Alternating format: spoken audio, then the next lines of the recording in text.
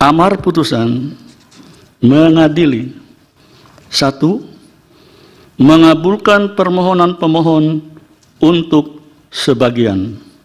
2. Menyatakan pasal 169 huruf Q Undang-Undang Nomor 7 Tahun 2017 tentang Pemilihan Umum Lembaran Negara Republik Indonesia tahun 2017 nomor 182, tambahan Lembaran Negara Republik Indonesia nomor 6109 yang menyatakan berusia paling rendah 40 tahun, bertentangan dengan Undang-Undang Dasar Negara Republik Indonesia tahun 1945 dan tidak mempunyai kekuatan hukum mengikat sepanjang tidak dimaknai berusia paling rendah 40 tahun atau pernah sedang menduduki jabatan yang dipilih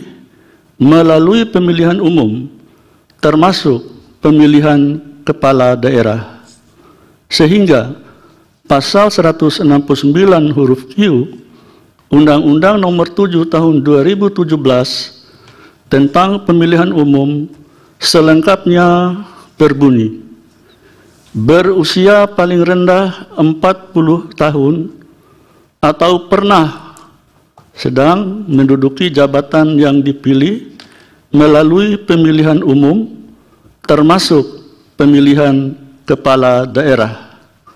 3. Memerintahkan pemuatan putusan ini dalam Berita Negara Republik Indonesia sebagaimana mestinya.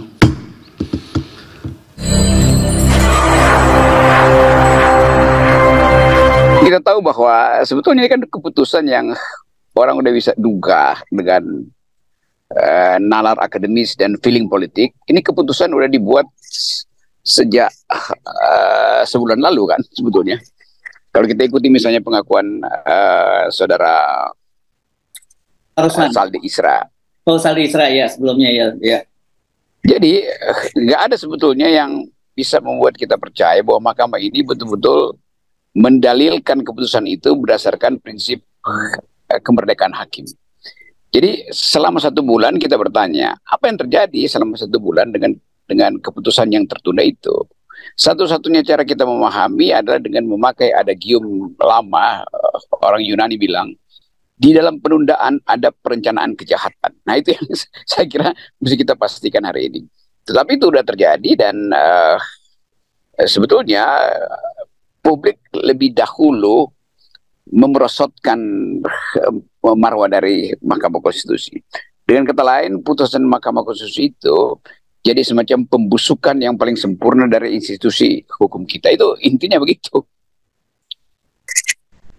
Ya, ini bahkan ternyata setelah tadi kita mendengar pembacaan dissenting opinion ya kan, yang terakhir tadi ada dissenting opinion 54 yang 2 hakim di sana itu menyatakan cuma concurrent opinion atau berbeda pendapat saja, tadi tidak bukan pernyataan yang menolak begitu ya. Saldi Isra menyatakan bahwa dia memang terkejut karena tiba-tiba ketika masuk Ketua Mahkamah Konstitusi Anwar Usman putusannya berubah gitu, karena memang pada putusan yang 3 tadi, yang 3 di awal itu yang menolak semua itu ternyata hanya 8 hakim yang memutuskan, Anwar Usman tidak ada gitu. Ketika Anwar Usman masuk itu berubah. Nah ini yang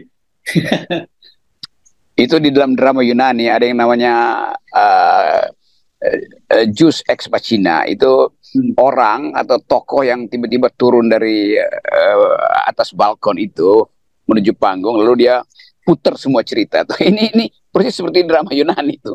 Jadi diselamatkanlah oleh seseorang, biasanya supaya nggak macet cerita, diselamatkan oleh seorang. Jadi Ketua Mahkamah Konstitusi itu belagak nggak ngerti apa-apa, tapi begitu dia tiba di atas panggung, dia udah tahu sebetulnya apa yang mesti dia putuskan. Dan ini menunjukkan betapa kong kali kong itu memang berlangsung secara sistematis. Yang saya sesalkan justru Saldi Isra kan udah bisa deteksi dari awal. Semua kalau kita lihat banyak yang sifatnya sama seperti sekarang. Dan pada semua keputusan itu Saldi Isra mengucapkan dissenting opinion. Itu artinya Salih udah bisa tahu kalau menyangkut kepentingan kekuasaan, maka dissenting opinion itu seolah-olah untuk membenarkan bahwa tidak sepenuhnya loh mahkamah itu tunduk pada kekuasaan. Tapi Salih mesti paham bahwa dissenting opinion dia juga dimanfaatkan oleh Ketua Mahkamah Konstitusi untuk menunjukkan bahwa oh ada loh perbedaan pendapat, bukan bulat. Jadi Saldi mestinya yang lebih awal paham itu, nggak usah curhat-curhat. Dia nyatakannya ya saya dissenting opinion sekaligus tidak menghendaki lagi mahkamah ini karena telah terjadi pembusukan politik di dalamnya itu. Maka saya menyatakan mengundurkan diri. Itu baru dissenting opinion yang jujur. Jangan dissenting opinion tapi meminta rakyat untuk mengerti bahwa dia dissenting opinion tuh. Jadi Saldi Isra saya kenal baik tuh, orang yang jujur, punya integritas, diandalkan oleh masyarakat sipil, lakukan tindakan yang lebih keras, lebih radikal, mundur dari Mahkamah Konstitusi. Baru orang yakin bahwa Saldi memang bagian yang tersisa dari kebenaran, dari kejujuran di Mahkamah Konstitusi. Kalau dia cuma ngeluh-ngeluh, itu artinya dia minta dimaklumi bahwa dia nggak mampu untuk menyelamatkan mahkamah. Dia mesti tinggalkan mahkamah, karena mahkamah sudah tidak lagi ada di dalam wilayah penegakan keadilan. Tidak lagi berpikir untuk menyelamatkan demokrasi, bahkan merusak demokrasi. Mestinya Saldi ambil sikap yang tajam seperti itu.